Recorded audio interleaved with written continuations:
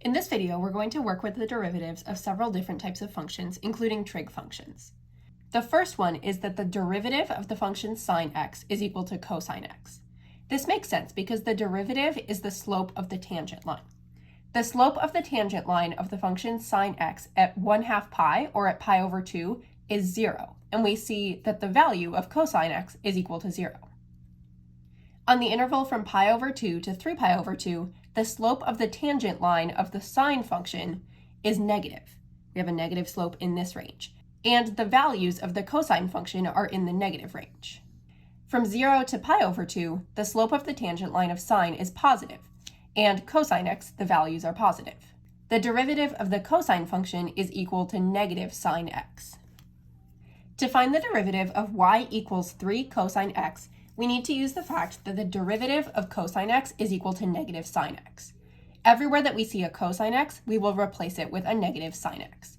So the derivative of this function, we can say y prime is equal to 3 times negative sine x, or negative 3 sine x. For part B, f of x is equal to negative 3 sine x plus cosine x over 2. For the first part of the function, the negative 3 sine x, we're going to need to use the fact that the derivative of sine x is equal to cosine x. So f prime of x is equal to negative 3 cosine x, and then now we need to evaluate the second part. We'll need to bring in our other card that says that the derivative of cosine x is equal to negative sine x. So now we have f prime of x is equal to negative 3 cosine x plus negative sine x over 2. This is the same thing as negative 3 cosine x minus sine x over 2. For part C, we have g of x is equal to 4 cosine x plus 3x cubed. For the first part, 4 cosine x, this will become 4 times negative sine x, or just negative 4 sine x. And the second part is not a trig function. This is just a regular function, so we will follow our typical process for evaluating a derivative. We will leave the 3 out front because it's a constant multiplier, then bring the exponent down as a coefficient. So we have 3 times 3x, and then we drop the power by 1. So this becomes 3 times 3x squared. So g prime of x is equal to negative 4 sine x plus 9x squared. F of x equals 2 sine x plus cosine x. Find f prime of 2 pi over 3. In order to find f prime of 2 pi over 3, we need to find f prime of x. We need to find the general derivative function before we can plug a number in. So to find the general derivative function, we will first need our card for sine.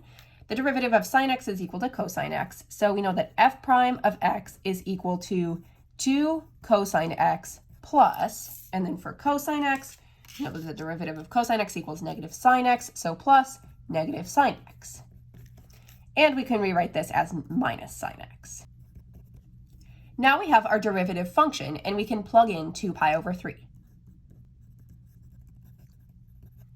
The cosine of 2 pi over 3 is negative 1/2, and the sine of 2 pi over 3 is rad 3 over 2. So then we just simplify this.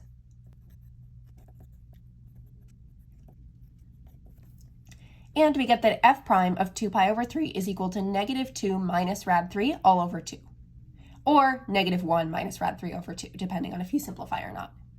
Find the equation of the line tangent to f of x at x equals pi. In order to write an equation, we need two things. We need a coordinate point and we need a slope. To find the slope, we can use the derivative. So I'm going to try to find the derivative at pi, or f prime of pi. To do this, I need to first find the derivative function. So f prime of x is equal to negative cosine x plus nothing, because remember, whenever we have a constant, the derivative is 0. So now we have f prime of x. I'm going to plug in pi. F prime of pi is equal to negative cosine pi. The cosine of pi is negative 1, so this is really negative 1, or positive 1. So that means that our slope at x equals pi is positive 1.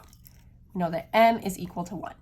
Now we need an actual point because we have our slope. Now we need a point. We have the x coordinate of a point, it's pi, but in order to find the y coordinate of the point, we're going to have to plug it back into this original function, not the derivative. We're just going to plug pi into the original function to get a y value.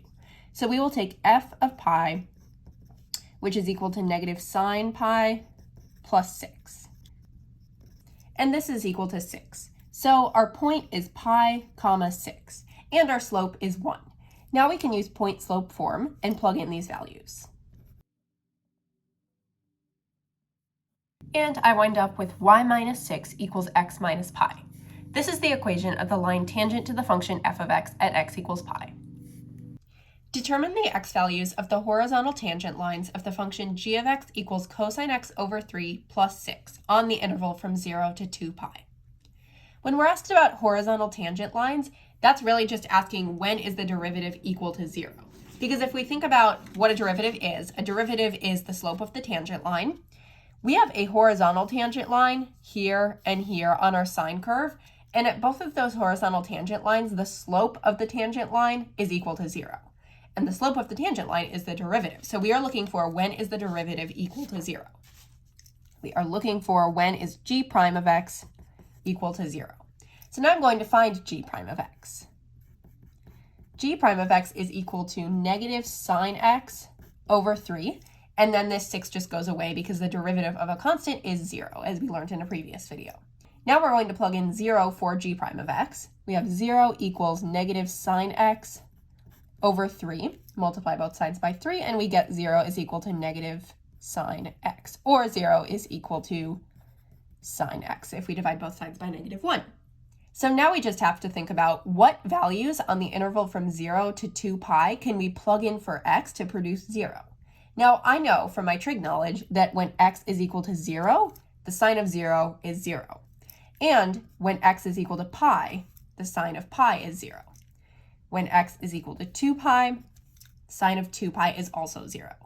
And these are the values where there's a horizontal tangent line on the function, or when the derivative is equal to 0, when the slope of the tangent line is equal to 0.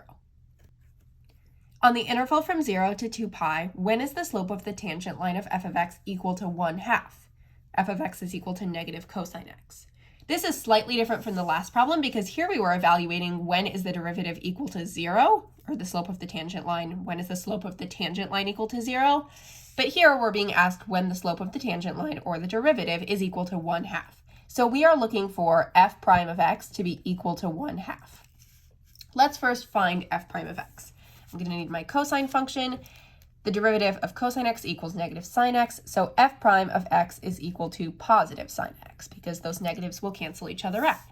And now I'm going to plug in 1/2 for f prime of x. 1/2 is equal to sine x.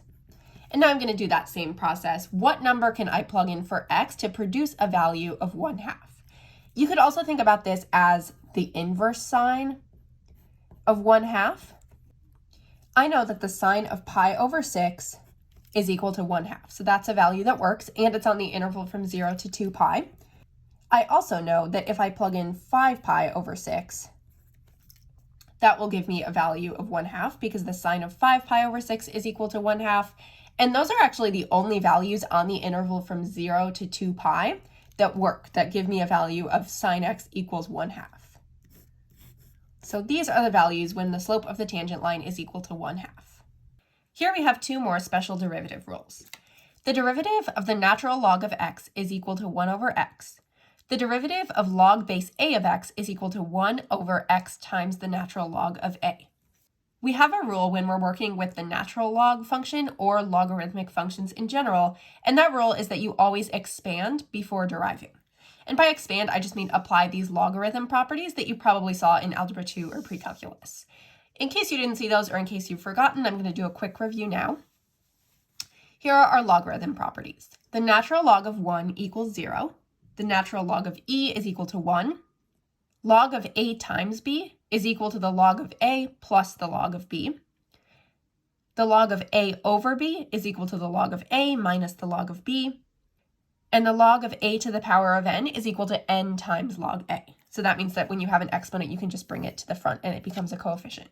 So when we multiply, we add the logarithms. When we divide, we subtract the logarithms, and any exponent can become a coefficient. Let's practice by expanding these expressions. First, what I'm going to do with this one is bring the 5 out to the beginning, because we know that the exponent becomes a coefficient. So this one is going to be 5 log 6 over 11. And now I can apply this dividing subtracting property, which allows me to split it into 5 log 6 minus 5 log 11. And that one would be fully expanded. For this one, I'm actually going to have to switch this cube root to making it to be to the power of 1/3 so that I can apply my property with the power and moving it as a coefficient. So I'm going to make this one log of x times y times z to the power of 1/3. Now I'm going to bring the 1/3 out to the front. This is equal to 1/3 log x times y times z. And now I can use my multiplication property, which means that I'm going to add the logs. And now this expression is fully expanded. This last one is kind of interesting because there are two ways that you could do it. One way is that you could just say, well, I know e divided by 1 is just e, and then I would just have the natural log of e, and the natural log of e is equal to 1. The other way that you could do it is first split it apart using the dividing and subtracting property. So I would do natural log of e minus natural log of 1. Natural log of e is equal to 1. Natural log of 1 is equal to 0. So you get 1 minus 0, which is still 1. Before we move on, I just really quickly wanted to address why this first rule makes a lot of sense. The natural log is really log base e of x, if we're talking about the natural log of x. So if I were to plug log base e of x into this second function, the derivative of log base e of x is equal to 1 times x times natural log of e. We know that the natural log of e is equal to 1, so this would really just be 1 over x times 1, or 1 over x. So that's why the natural log derivative is equal to 1 over x. Find the derivative of each function. Our first function is y equals 5 times the natural log of x plus x cubed. So we're going to have to use our rule for the natural log of x, and that is that its derivative is equal to 1 over x. So y prime is equal to 5 times 1 over x plus, and then I'm going to use my other rule for this one. I'm going to use the power rule. So the 3 comes out and becomes a coefficient, and then we drop the power by 1, so 3x squared. I can do some simplifying here and combine this into 5 over x plus 3x squared, and that is the derivative of this function. For part B, I'm going to need to use my other logarithm deriving rule, but before I derive, I need to expand. You always expand before you derive. So I'm going to rewrite f of x, and notice that I'm not writing f prime of x, I'm just writing f of x out here because I'm just expanding, I'm not deriving yet. So I'm going to get log base 3 of 4 plus log base 3 of x. And if we think about what log base 3 of 4 is, that's a number, that's a constant, and we know that the derivative of a constant is 0. So when I go to write f prime of x, my first part is just going to be 0. I'm going to have 0 plus, and then I apply this rule. In this case, a is equal to 3. So the derivative of this portion of the function is 1 over x times the natural log of 3. And I can simplify this to make it f prime of x is equal to 1 over x times the natural log of 3. This function asks about cosine, so I'm going to have to bring out my cosine rule. But I need to do some expanding before I derive. I need to expand the 6x into 6 and x. And I'm also going to rewrite the square root of x as x to the power of 1/2 so that I can bring the 1/2 out to the front. At this point, I can apply my cosine rule. The derivative of cosine x is equal to negative sine x. So g prime of x is equal to negative 4 sine x. And the natural log of 6, that's a number, that's a constant, and the derivative of a constant is 0. So that's just plus 0. Natural log of x, we know that the derivative of the natural log of x is equal to 1 over x. So we have plus 1 over x. And then I'm going to evaluate this one. The 1/2 is just going to kind of sit out front like a constant multiplier, and then I can evaluate log x. Log x is really log base 10 of x, so I'm just going to write in that little 10 there to help me. The implied base is always 10. So this becomes 1 over x times the natural log of 10. And I'm actually going to combine this into one term. I'm going to rewrite this as 1 over 2x times the natural log of 10. And this is my final derivative function. F of x equals log base 5 of x plus 3. Write the equation of the tangent line at x equals 1/2. In order to write the equation, we need two things, a point and a slope. In order to find the slope of the tangent line, we can find the derivative at x equals 1/2 because the slope of the tangent line is the derivative. So in order to find f prime of 1/2, I first need to find f prime of x. I'm going to use my logarithm rule here, with a being 5 and x just being x. And I get that f prime of x is equal to 1 over x times the natural log of 5. The derivative of this 3, since 3 is a constant, is equal to 0. Now I can find f prime of 1/2. And my calculator tells me that this is 1.242669869. I'm going to hang on to as many decimals as I can because you only round or truncate at the end of a problem, not during the middle of a problem. So for the equation of the tangent line, I need the slope, which I have, and I need a point. To find the y-coordinate of the point, I'm going to plug x equaling 1/2 into my original function, not my derivative function. So f of 1/2 is equal to log base 5 of 1/2 plus 3. And at this point, I'm going to plug log base 5 of 1/2 into my calculator. In case you forgot how to plug that in on one of these calculators, I will show you. So we don't have a button to change the base from 10 to 5, but what we can do is do the log of 1/2 divided by the log of 5. So take the log of the actual number divided by the log of the base.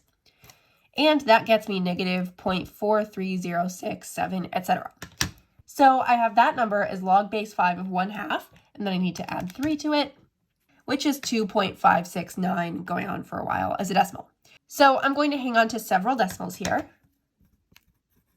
And at this point, I have my slope and I have my point. My point is 1/2, comma, this decimal. And now I'm going to plug these numbers into an equation. I'm going to plug it into the equation for point slope form, y minus y1 equals m times x minus x1. And at this point, I will round or truncate my decimals. Truncating just means cutting it off after 3 decimal places instead of rounding. And this is my equation of the tangent line at x equaling 1/2. Using the same function f of x, determine f prime of 6. I already have my derivative function up here, so I'm just going to bring that down. And now I'll plug in 6 when I'm determining f prime of 6. And now I'll plug it into my calculator. And I get that it's 0.103. I'm just going to truncate my decimal instead of rounding. I just need to hang on to at least 3 places for the AP exam. So f prime of 6 is approximately 0.103. I could also round the decimal and say it's 0.104, but on the AP exam, it doesn't matter whether you round or truncate the decimal as long as you're hanging on to at least 3 places. There are 2 more special derivative rules. The derivative of the function e to the x is equal to e to the x. That one's pretty easy. The derivative of a to the x is equal to a to the x times the natural log of a. And as you look at these, you might be wondering, well, what's the difference between e to the x and a to the x? The difference is that e is a specific number. E is the number 2.718. So if you see the letter e in a problem, for example, for e to the x, you're going to use this top rule. But if you see a different number in place of the e, for instance, if you see 2 to the x or 5 to the x, you're going to use the second rule. Find the derivative of each function. F of x is equal to 4e to the x plus 2. In this case, f prime of x will be equal to 4e to the x, because e to the x, its derivative is just e to the x, and the derivative of 2, which is a constant, is 0. So f prime of x is equal to 4e to the x plus 0, or just 4e to the x. In part b, g of x equals sine x plus 2 to the power of x. We'll need to recall our sine rule here. So the derivative of sine is cosine. So g prime of x is equal to cosine x. And then for the second part, 2 to the x, we're going to need our rule for a to the x. The derivative of 2 to the power of x is 2 to the power of x times the natural log of 2. This is the derivative of g of x. For part c, y is equal to 2 times the natural log of x plus 5 to the x minus e to the x. We know that the derivative of the natural log is 1 over x. So when we're finding y prime, we'll have 2 times 1 over x plus, and here we'll have to apply our rule for a to the x because this is 5 to the x. A is equal to 5 in this case, plus 5 to the x times the natural log of 5 minus e to the x. And now I will simplify. And this is y prime. Here are all of the derivative rules that we learned in this video. I would highly suggest memorizing these for success on the AP exam.